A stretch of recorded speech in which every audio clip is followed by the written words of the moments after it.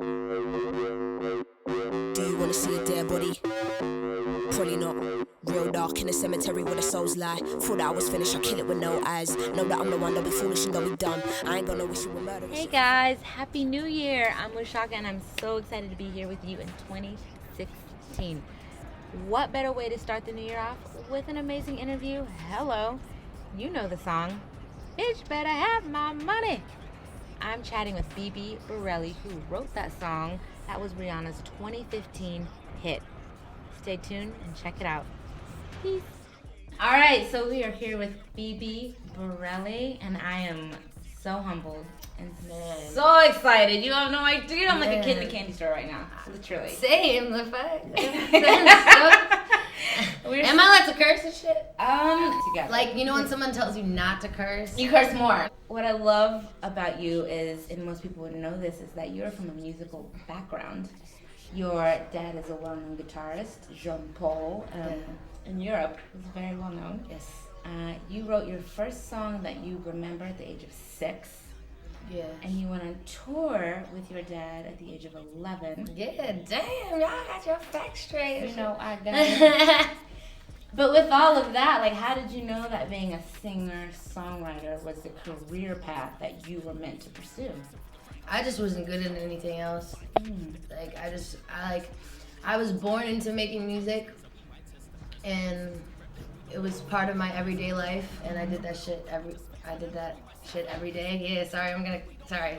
I'm sorry, I'm not just doing I want all of you. Yeah, like the first song I remember writing was at 6, but to be real, like, I grew up doing it. Like, the same way that, like, you know, kids pick up on English, like, mom, dad, hi, bye. It was like a natural It was the same. groove. It's the same relationship with music. It's like a language. It's just something that I learned how to pick up on, or that I picked up on, like, instinctively.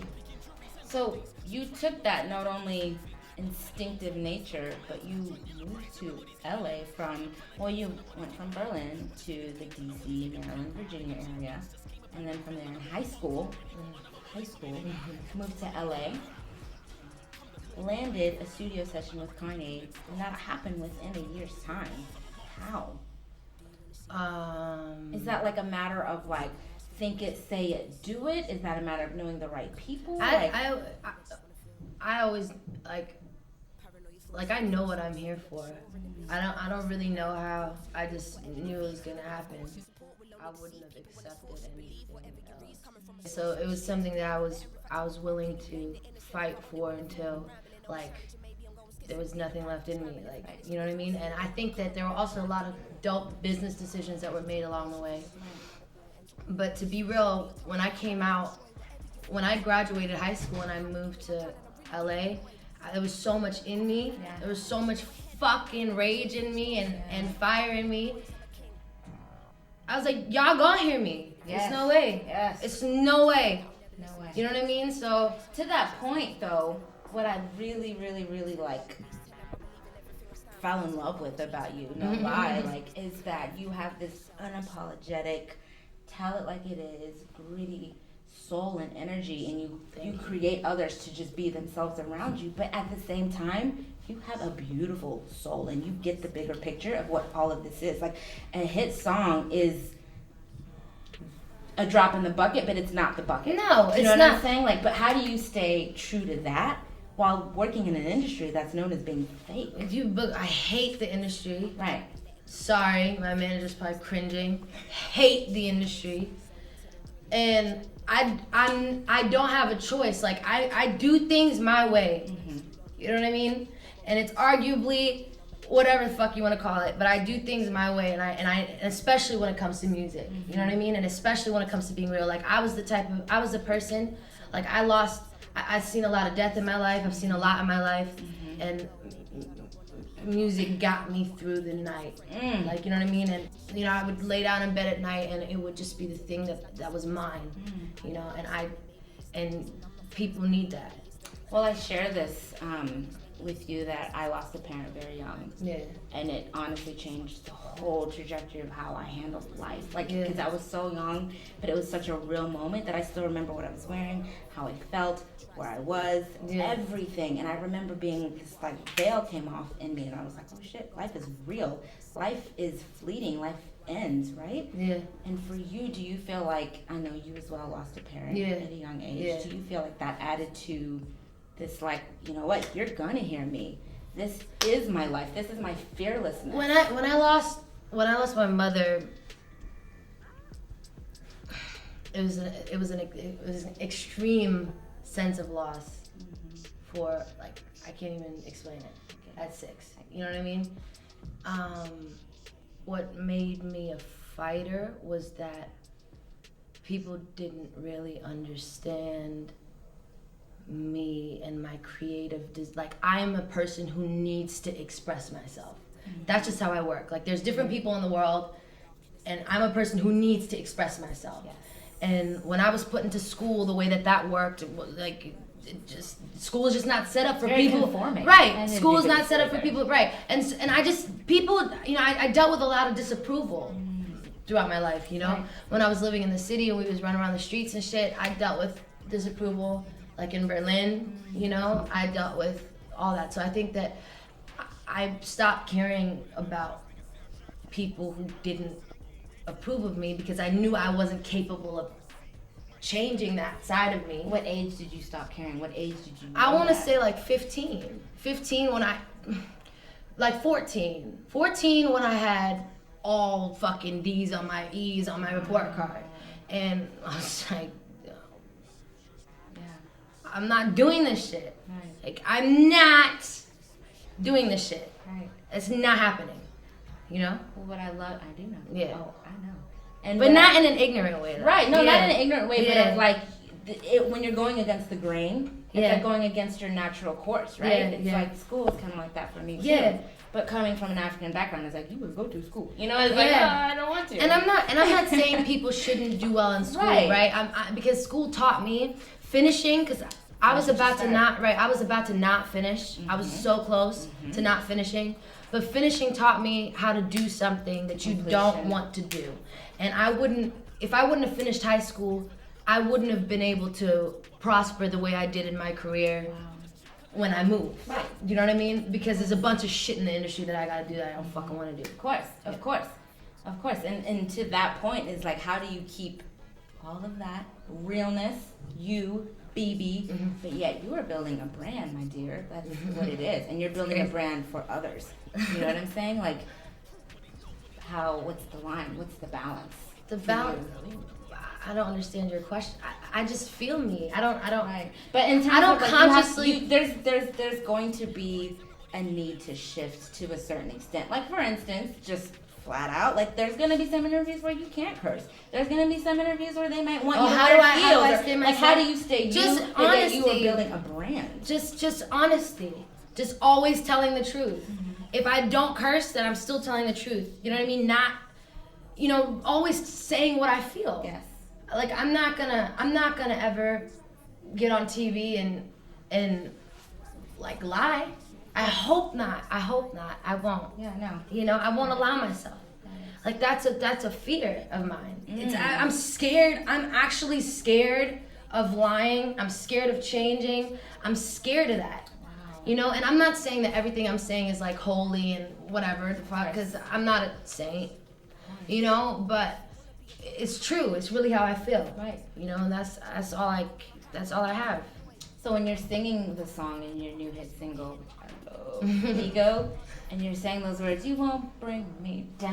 I feel all of that. And then you watch the video and you feel it even more. It's like, you know what I mean? You're just like, there's this power in you that's coming out. But what is the visuals that is going through your mind when you're saying those words, when you're really belting out that chorus? Like, what are you thinking of? Nothing. I don't know where it comes from. You know, it's just a feeling. My talent is emotion. My talent is emotion and understanding emotion and understanding kind of people and vibes and energy. I hate that word. I don't know, nothing. I can't explain it. It's not that I don't feel freedom that I feel when I'm hearing it. I feel this freedom, and I'm what is that? You can't label it. That's what's so complicated about what I'm talking about. You know what I mean? Because it's kind of like when you write a song, right? Or you paint a picture, and it's a masterpiece. While you're painting it, you're not thinking this is going to be a masterpiece or this is how I feel while I'm painting it. You just paint. Yeah. You know what I mean? You feel a way, and your way of expressing it is painting, and you paint. Just like when you have to cough, you cough. Yeah. You know what I mean? It's a natural. Right. It's just what I do. Like the same way people wake up and they brush their teeth in the morning and they, go downstairs and they pour themselves a cup of coffee, and writing music and singing is in my routine the same way that is. I've been doing it since I was 0. Right. Like I was around it all the time, And you definitely embody it. And I also know in February you've got some news coming out that we get to drop right here. Can you give us a snippet of what you've been cooking in the creative kitchen? Like sing? Well. Oh, like nah. I'm not trying to sing it now. I mean, of course, I want to be serenaded by you at the end because your voice is amazing. We have a single coming out. Yes. Called Sally. It's epic. It is epic. No, just kidding. I shouldn't call my own song. Own that, girl. It is epic. Like, what's Sally about? Fuck the haters. For real. No, but seriously, fuck the haters. Seriously, fuck the haters. Dead serious, fuck the haters. Serious. So hard. So when you are in the studio, though, with Kanye and Rihanna, and the outcome of that moment was a song that you ended up doing in 30 minutes called Higher. I didn't. Well, the start of it, yeah. You were nervous. And then after that, you detached yourself from it, and you ended up coming up with, as we just discussed, a masterpiece. But it wasn't your intent. But what was the process? That's a good question. Yeah. You know what? That's when I was young, 19, whatever. When I was young, what the fuck? When I was 19, still young, I know. When I was 19, obviously, I'm in the studio with. Fucking, can you imagine this real quick? Hold on. Take me there. Let's go there. Okay. What happened? Yo, I'm trying to play some of my music for Kanye, Pete. Yeah, I got you. I'm gonna send that shit over to Che. Cool. Yeah, she's dope. Let's fuck with her. From Che. Nah. I wanna meet Kanye. I wanna sit down with Kanye West, okay? And an aux cord and say, listen to my music, yay, right? Is it that easy though? Like, can I just say I want to sit with Kanye? No, I'm blessed to have incredible people in my life and in business. Okay, cool. I got the meeting with Ye. We played the music at his crib. He's like, dope, after we play it. It was like no conversation or whatever. All right, yeah, I'll talk to so-and-so. We left. I'm like, dang, you fucked with that shit. We're eating at fucking a Jamaican food restaurant, like talking about the next thing. Yo, yeah, he wants you to come in and write for Rihanna. What? Got it. I'm over here trying not to be nervous in the car and shit. Got my bottles of Jack, drink my fucking Jack, pull up to the fucking studio. I'm thinking it's just Kanye in there. I'm 19. I just graduated high school, right? Right. And I'm sitting down on the couch, and all of a sudden the door opens, and I see a tattooed hand. And Rihanna walk out. She goes, "Hi, Rihanna." I go, "Yo." Yeah. So in that moment, I was nervous as hell, and I was trying to just be accepted by people who I really, really, really respected. So then I was like, fuck it, I'm gonna just do me. And I pulled up the mic and I recorded a song and I did me, recorded, and Higher in 30 minutes. I mean, it's like, and not for nothing, you wrote, bitch better have my money in 3 hours. Yeah, but I mean, I don't want to, I feel. Well, no, and it's a normal feeling, and I think that's good to feel that because if you were like, we would connect to that soulful you. So, yes, feel that, and you did that. Do you know what I'm saying? You did that. Yeah. So then, now that you had that year of 2015 with that hit, 2 hits and more, Chains with Usher and so forth. I love the performance you did on Kimmel. Thank you. How do you feel in this moment, having that, and you're going into I'm just realizing, I've seen the top of the top, and I've seen rock bottom, and the only thing that matters is being able to go to bed at night knowing that you tried your best to do the right thing, and that you were honest, and that you did what you could. And nothing else in this world matters. If people don't understand it, it doesn't matter. Whatever. I just wanna. I've seen life end quickly, and not just with my mom. With some friends, and and it's not also just to death. It's to drugs, and to fucking whatever. I've seen life end quickly, and I just don't want to go out feeling like I wasn't who I am. And I didn't express myself. That's it. Yeah. And I love that you said that at the height of your career, there will be a revolution and you will be the voice of it. But I'm curious as to why the height? Why not now?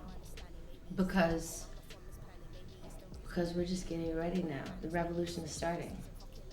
I do believe there will be a revolution. Because I don't know all the issues in the world. I'm not going to pretend like I know politically what's going on in every single in and out of what's happening.